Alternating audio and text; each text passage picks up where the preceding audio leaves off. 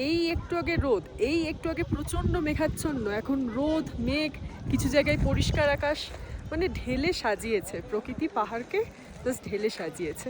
এতদিন লুচি তরকারি খেয়ে খেয়ে মুখটা একদম পচে গেছে, তো আজকে আলুর পরোটাটা পেয়ে একটু শান্তি লাগছে। আর এটা গুছিয়েও দিয়ে যাচ্ছে, খুব ভালো না? আমাদের ঘরটা একবার দেখি।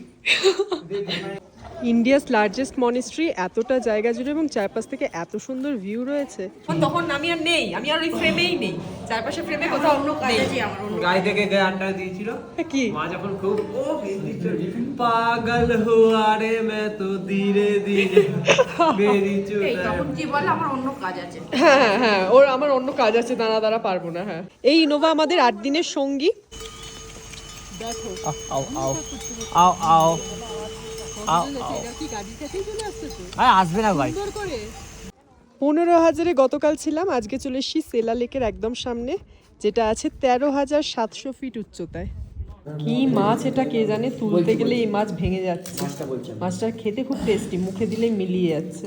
ভাইয়ের প্রথমে এসেই যেটা জিজ্ঞাস্য ব্রেকফাস্ট সেকশনে, সেটা হচ্ছে দুধ চা আছে। দুধ চা খেয়ে খেয়েই গেল ছেলেটা।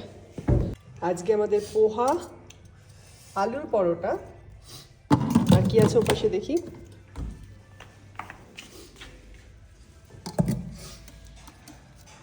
ব্রেড, ভাই খাস না পাউরুটি, বয়েলড এগ, কর্নফ্লেক্স, আর এখানে নুন, চিনি, আচার, জ্যাম। এটা কি বাটার না? এতদিন লুচি তরকারি খেয়ে খেয়ে মুখটা একদম পচে গেছে, তো আজকে আলুর পরোটাটা পেয়ে একটু শান্তি লাগছে। সকালবেলা ওই নয়তো ওই তেল চুপচুপে লুচি আর আলুর তরকারি খেতে খেতে শেষ। আর এখানে আলুর তরকারিগুলো পুরো স্ম্যাশড আলুকে ঝোলে দিয়ে করে দেয়। সব জায়গায় একই ধরন দেখছি, মানে গোটা গোটা আলু নেই। ওকে আমরা রোজ যেটা খেতে বারণ করি, সেই দুধ চাটিও খাবেই। একটু কর্নফ্লেক্স দিয়ে দিই, কোটা পূরণ করে ফেল। হ্যাঁ, কর্নফ্লেক্সটা খেলে ও কোটা পূরণ। 2-4টা এনে দিই।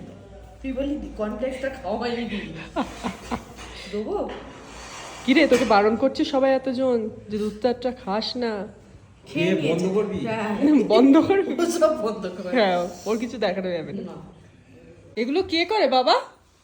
হ্যাঁ, লাইট ফ্যান সমস্ত কিছু অফ করেছে যাওয়ার আগে, আর এটা গুছিয়েও দিয়ে যাচ্ছে। খুব ভালো না? আমাদের ঘরটা একবার দেখি। আমরা আজকে চেক আউট করে যাব তাওয়াং থেকে, আর এখন রুম ছাড়ার আগে বাবা সব কিছু গোছাতে বসেছে, জাস্ট লাইক বাড়ি। সকালবেলা উঠে বিছানা গুছিয়েছে, খেয়ে দিয়ে এখানে কাপ ধুয়েছে, গ্লাস ধুয়েছে, এই সমস্তই করছে। বাড়ির মতন সুন্দর সব গুছিয়ে টুছিয়ে দিয়ে যাচ্ছে আর কি। এই দুদিন আমরা ছিলাম এই হোটেলে, এখন লাগেজ টাগেজ গুছিয়ে গাড়ি রেডি হচ্ছে, বেরিয়ে যাব। তাওয়াং মনিস্ট্রিতে ঢোকার আগেই ঠিক ওপর থেকে ভিউটা এত সুন্দর, চিন্তার বাইরে।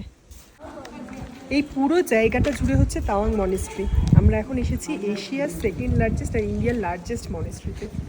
এতটা জায়গা জুড়ে, সামনে শপ, তারপরেও কিছুটা উঠে এসে মনিস্ট্রি, এবং চারপাশে ওপাশে স্কুলও রয়েছে।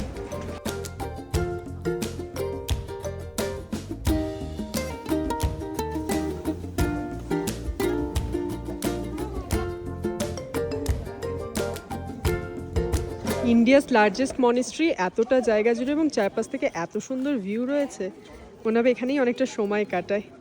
মিউজিয়ামও রয়েছে ওই পাশটাতে, দূরে ওখানে মিউজিয়াম রয়েছে। আর এই পাশটা দিয়ে চলে গেলে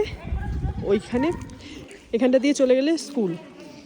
অনেকটা ওপরে চলে এসেছি আমরা তাওয়াং মনিস্ট্রি, এবং এখান থেকে চারপাশটা আরও বেশি সুন্দর, পুরো সিটি ভিউ রয়েছে এখান থেকে। লার্জেস্ট হওয়ার যথেষ্ট কারণ রয়েছে, এই মনিস্ট্রির এই রিজিয়নেই রয়েছে স্কুলও। এখনও প্রপার শীতকাল আসেনি, কিন্তু এখানে খুব সুন্দর সুন্দর ডালিয়া ফুটে গেছে, এবং গোলাপগুলোও যথেষ্ট ভালো সাইজ। ছোট্ট ছোট্ট গাছে কত থোকা থোকা গোলাপ হয়েছে, একসাথে কতগুলো।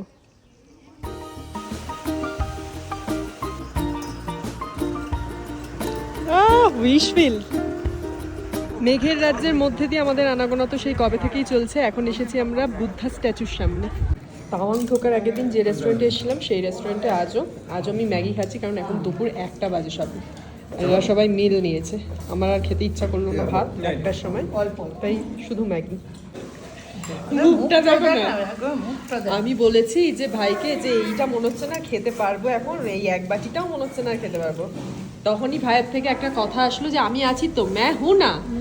আর আর অন্য সময় যখন বলা হবে যে এই কাজটা করতো, ওই কাজটা একটু এগিয়ে দিত, ওটা একটু ধরতো, ব্যাগটা একটু তুলে দিত, তখন ম্যা হু নাটা আর বলা যায় না।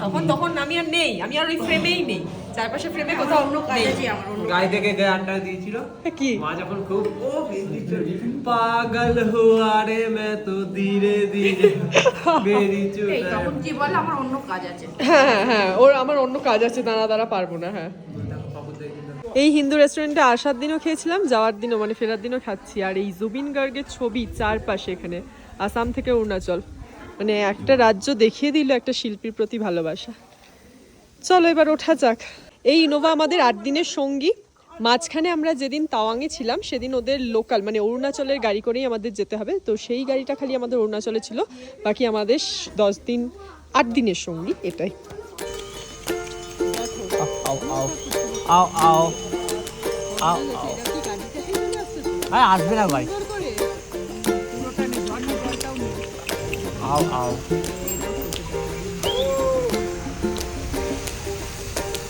ও না কি বললে ও পরে যেটা বললো 15,000-এ গতকাল ছিলাম, আজকে চলে এসেছি সেলা লেকের একদম সামনে, যেটা আছে 13,700 ফিট উচ্চতায়। যখন গাড়ি থেকে নামি এই লেকটা পুরো মেঘাচ্ছন্ন ছিল, এখন মেঘ অল্প কেটে গিয়ে পাহাড়ের মাথা দেখা যাচ্ছে। সেলা লেক অক্টোবরের ভিউ, সেলা লেক নভেম্বরের ভিউ অ্যান্ড সেলা লেক মার্চের ভিউ, মানে তখন বরফ কিন্তু পুরো পড়ে যায়।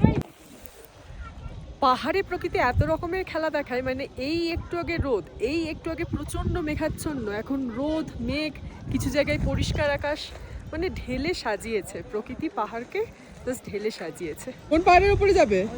হ্যাঁ, এই ঠান্ডাতেই কেবে আছে, আবার পাহাড়ের উপরে যাবে।